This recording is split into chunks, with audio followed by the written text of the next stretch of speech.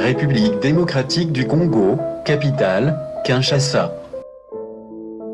Octobre 2016, incroyable, mais vrai, Joseph Kabila annonce sa démission sous la pression des combattants congolais. L'homme qui a régné pendant 15 ans, en RDC, est contraint de se retirer.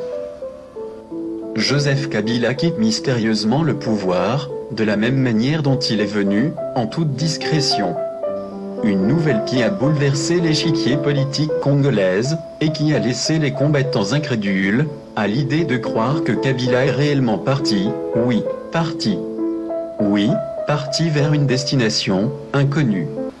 Attention, ce reportage est une fiction, basée sur la politique virtuelle de ce qui se passe dans un futur proche, en octobre 2016 en RDC.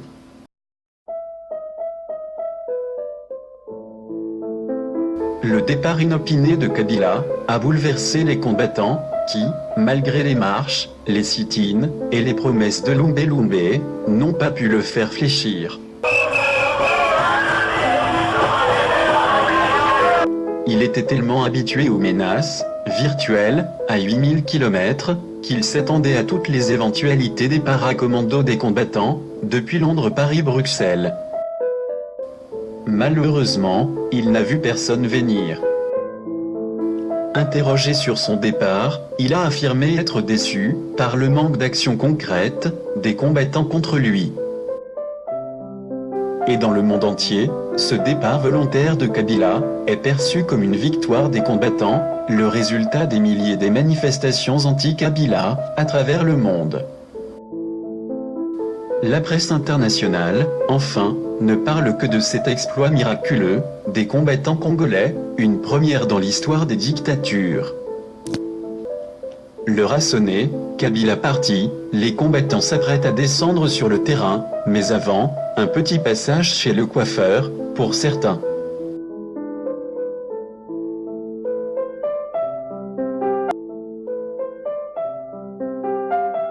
Vu l'unité qui a toujours régné au sein d'eux, les combattants décident de rentrer en RDC, presque tous, le même jour, comme un symbole d'unité.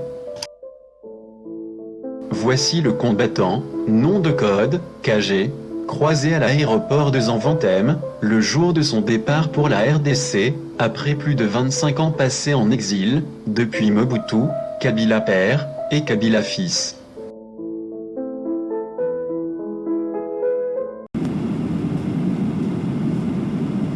Dans l'avion qui ramène les combattants à Kinshasa, l'ambiance est sans précédent.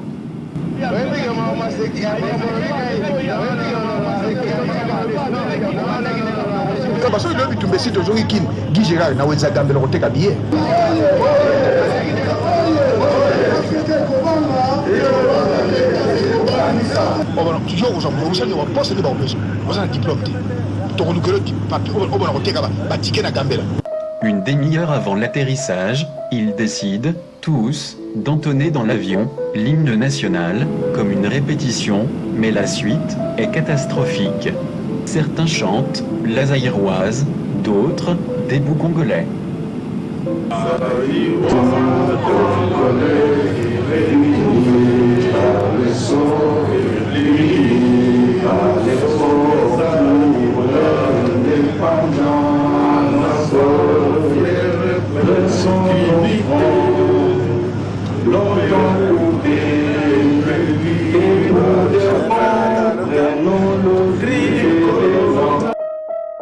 Un autre problème va survenir, question, qui sera le tout premier combattant à descendre les marches de l'avion, et ainsi, fouler le sol de l'aéroport de Ndjili, qui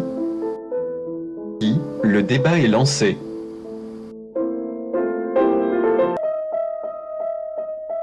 Pendant ce temps dans la capitale Kinshasa, les rumeurs folles circulent sur la présence cachée de Joseph Kabila et ses hommes, dans un quartier populaire. Ces rumeurs racontent même que l'endroit où se trouve l'ancien président serait déjà encerclé par les badauds. Depuis l'avion, un colonel combattant, ayant appris la rumeur, lance un message au Quinois, dans une interview radio diffusée sur la RTNC. Tous les peuples congolais dans la carte à Kinshasa. ndimala mo kanambe soko kangi ye bobo maete foko zela bisoto ya soki bokangi kanambe en tout cas s'il te plaît pardon bandeko bozala kisasa bobo manano kanambe te bozela bisoto ya parce que to yemine to sambisa ye parce que bino boko sambisa bien te bobo ye bien te. Rumeur, vrai ou faux, les combattants se méfient même de l'avion qui les transporte. Craignant un sabotage, les vérifications sont palpables, car, en politique, tout peut arriver.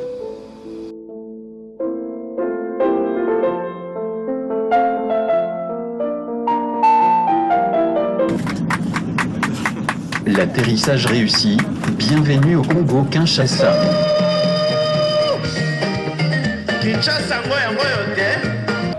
Oui, à Kinshasa, les combattants découvrent la réalité du terrain, et dans le quartier où ils ont provisoirement installé leur quartier général, l'ambiance est quelque peu insolite.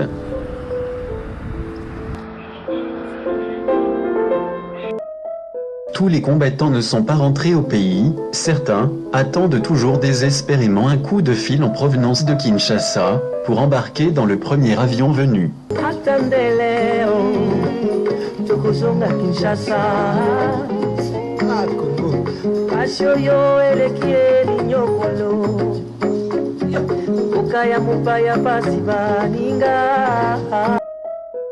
La vie réserve parfois des surprises. Un ancien ministre de la Kabylie, croisé dans un pays limitrophe, a choisi un déguisement plutôt extraordinaire pour échapper aux combattants. La politique intérieure de la chasse aux collabos, menée par les combattants, a eu comme résultat l'arrestation de quelques Congolais, uniquement pour ressemblance. Oui, ressemblance toutes catégories confondues, politiciens, artistes, footballeurs et autres, les voici. Kimbuta. Mais je trompe.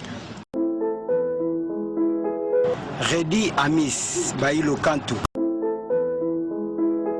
Antoine Kizenga. Félix Oiseau. Habé Malouman. Mike Kalambay. Chris Sabanon. Dans la désolation totale, les combattants héritent d'un Congo en lambeaux, illustré par ces quelques images. Des images insupportables à regarder pour un Congo-Zaïre, tombé très bas, comme le constate le combattant Francis Mondonga, ayant droit croisé à Paris, dans une pharmacie au rayon des brosses à dents, après avoir eu le colonel Ledon au téléphone depuis Kinshasa. Pepsodan soki mutu alamuki na tongo azwi brosada telemi liboso ya lopango po mutu mosusu azoleka azoteka Pepsodan po atia yango na brosa nika mino. Certains artistes musiciens ont simplement écopé d'une sanction de travail d'intérêt général. Et quand Félix Ouazekwa apprend que certains bishops combattants occupent des postes clés dans la nouvelle administration congolaise, sa réaction est immédiate.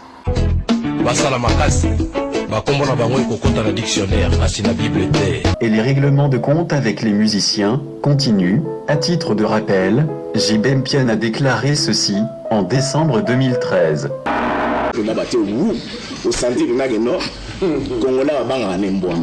Et les combattants résistants ont démontré à l'époque qu'ils n'avaient peur de rien, alors rien, même pas des chiens. Novembre 2016, les combattants ont maintenant la quasi-totalité du pouvoir, et le font bien remarquer, à l'image de cette façade, à l'effigie de la nouvelle présidente de l'Assemblée nationale. Le nouveau ministre de la Défense, Sali Martin, est le plus occupé de tous, même son compte Facebook est saturé de demandes, dont 6000 en attente de réponse.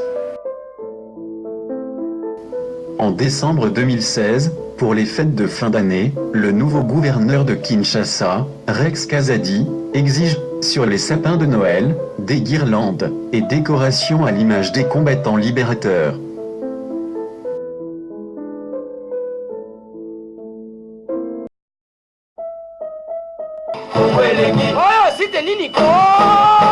Pour redonner une image saine de la presse congolaise, la nouvelle ministre de l'Information, Myriam Chouchouna, a instauré un code de bonne conduite à tous les journalistes. Et le modèle du code vestimentaire, instauré par la ministre, semble être suivi à la lettre par certaines brebis égarées. La télévision nationale a changé de nom et s'appelle désormais la RTNC, la radio-télévision nationale des combattants. Dans le cadre de l'innovation, le nouveau ministre de la Santé, Badiba Lukuna, encourage les Congolais à consommer congolais en mettant en avant les produits du terroir. C'est aussi dans cette idée que le gouvernement a lancé sur le marché une nouvelle bière, nommée l'AFCI, fraîcheur du Congo intérieur. Petit à petit, avec les combattants, le Congo semble se redresser avec une réelle révolution de la modernité. Avec en février 2017, l'inauguration du tramway à Kinshasa avec le nouveau ministre des Transports, Bokeshu Premier, ici lors du trajet Bandal-Kimbaseke, a signalé aussi la présence de l'ancien président iranien, Ahmadinejad, aux côtés du ministre Bokeshu Premier.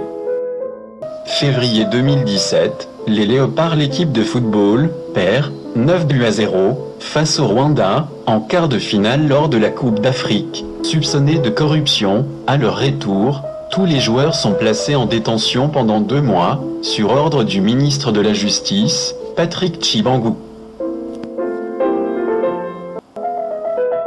5 mois après leur arrivée au pouvoir, les combattants vont devoir affronter un autre problème majeur, celui de la diaspora congolaise. En effet, depuis Londres, Paris et Bruxelles, des manifestations hostiles au gouvernement des combattants recommencent à nouveau, et les revendications sont presque incontestables.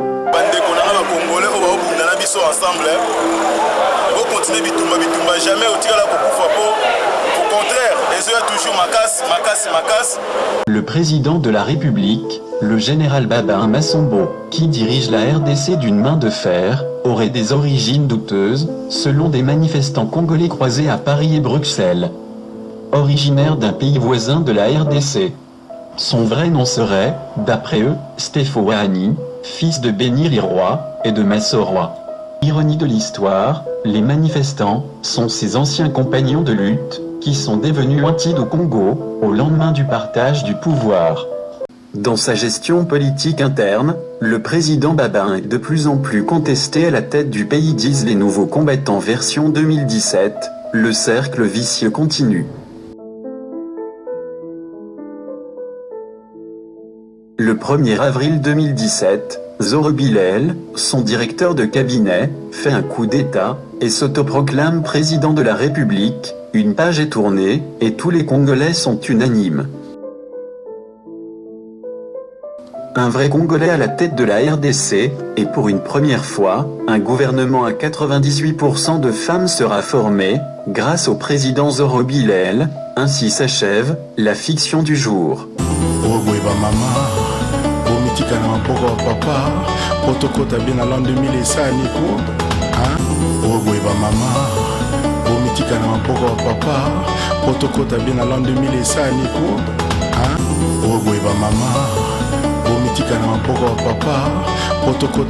2000 et ça, Nico.